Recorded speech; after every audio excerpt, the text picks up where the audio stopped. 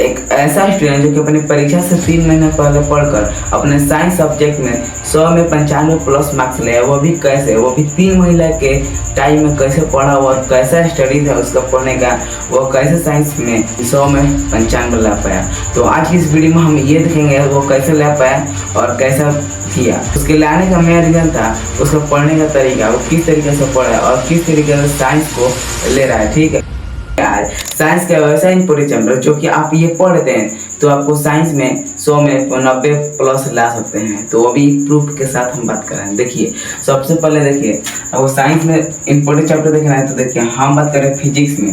देखिए फिजिक्स का है तो पहले नंबर चैप्टर है प्रकाश का परिवर्तन। देखिए हर साल का बात करें प्रकाश का परिवर्तन में ये 15 से 20 नंबर हर साल पूछा जाता है, क्योंकि इसमें ऑब्जेक्टिव सब्जेक्टिव और 5 नंबर तक में फिक्स होता है, क्योंकि 5 नंबर में हर में सिर्फ दिया जाता है। ठीक है, और ये हो गया।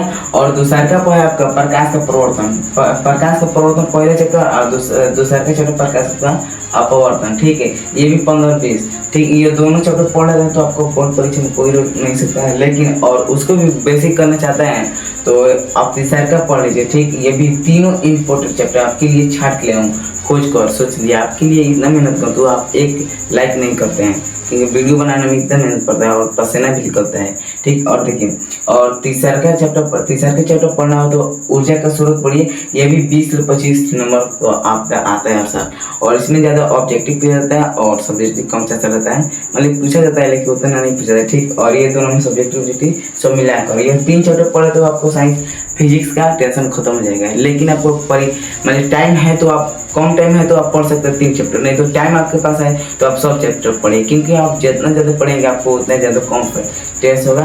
नहीं तो आप कम पढ़ेंगे तो आपको मान में डाउट होगा क्योंकि हम उतना पढ़े हैं मार्क्स कम आ जाएगा, तो इसीलिए टाइम है तो ज़्यादा सब पढ़िए। तो बात आती है केमिस्ट्री के। ठीक, केमिस्ट्री का आप देखिए, केमिस्ट्री पढ़ना चाहते हैं देखिए सबसे पहले चैप्टर पढ़िए। पहला चैप्टर आपको पढ़ना जरूरी है, क्योंकि आप पहला चैप्टर पढ़ लेते हैं तो आपको कोई दूसरा के चैप्टर समझ में आएगा। तो ठीक, ये समझ आएगा दृष्टि से ये भी ठीक है। तो देखिए इसका रासायनिक अभिक्रिया, ये भी 15 से 20 नंबर। ठीक, 15 से 20 नंबर के बीच में है रासायनिक अभिक्रिया। ठीक, पहला नंबर चैप्टर।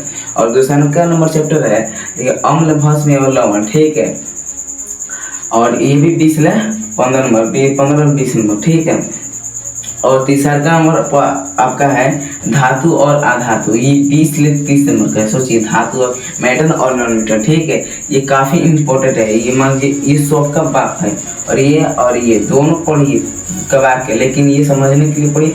और काफ़ी ये ऑब्जेक्टिव ये सब्जेक्टिव पूछा जाता है, मतलब फिक्स रहता है। एगो सब्जेक्टिव इसमें मान लीजिए 5 नंबर का, सोच लीजिए 5 नंबर। और इसमें तो फिजिक्स में तो 6 नंबर का सब्जेक्टिव रहता है लॉन्ग।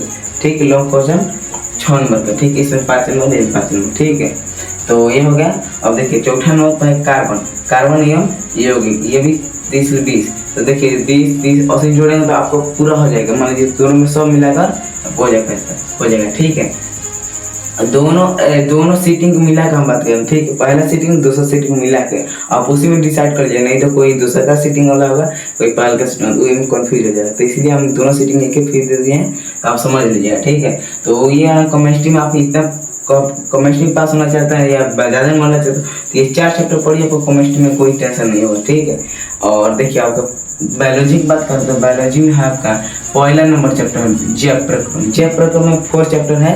देखिए 4 चैप्टर आता है उसमें। ठीक है, और एक का नाम है जैव प्रक्रम, इसमें शोषण परिवहन उत्सर्जन सब आ जाता है। ठीक है, तो ये में होगा 40 से 50। ठीक है, दोनों सीटिंग मिला के बात करें, दोनों सीटिंग को मिला के। ठीक, पहला सीटिंग दूसरा सीटिंग के।